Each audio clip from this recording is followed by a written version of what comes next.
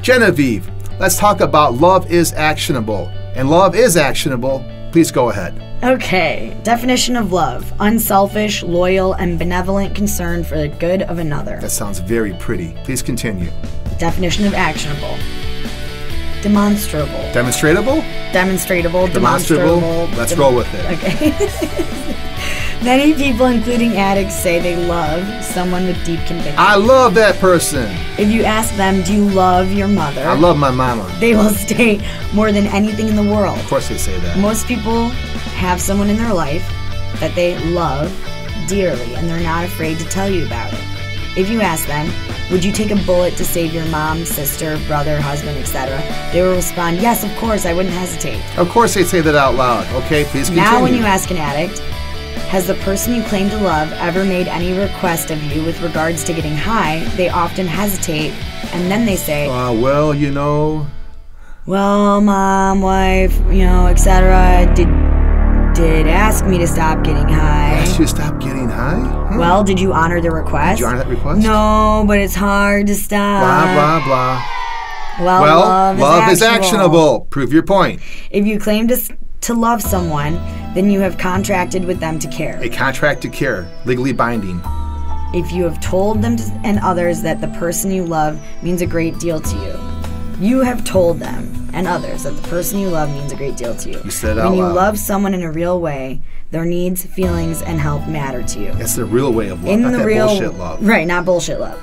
In the real world, we see people sacrifice money, food, and other things to help someone that they love. That's real love. In the real world, we see humans take risks protecting and defending the people that they love. Yeah, watch a grizzly bear with her cubs. See what happens when you walk up to those people. Right? If you love someone in a healthy way, then you should be willing to sacrifice for them. Right. If you're willing to die for them, why wouldn't you be willing to get sober for them? Think about that.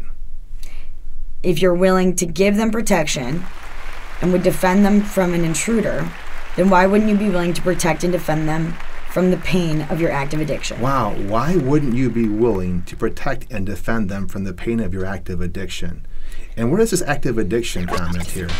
Active addiction is selfish, self-absorbed, and self-centered. Sounds horrible. Recovery is selfless, self-aware, and self-sacrifice. Yeah, recovery is selfless, self-aware, and self-sacrifice. And the last part there? Please make your love real.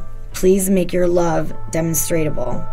Please make your love actionable. So watch this. You go on any kind of TV show like Judge Mathis and you run around saying this contract, I want to buy this car from this guy for $5,000. We shook on it. We have a deal.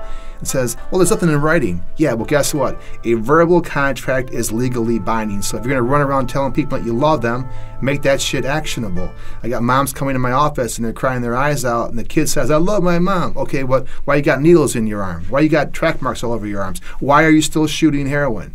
Love is actionable. And the idea is to break the cycle of addiction by recognizing that love is a powerful factor. Okay, well, let me play devil's advocate for a second.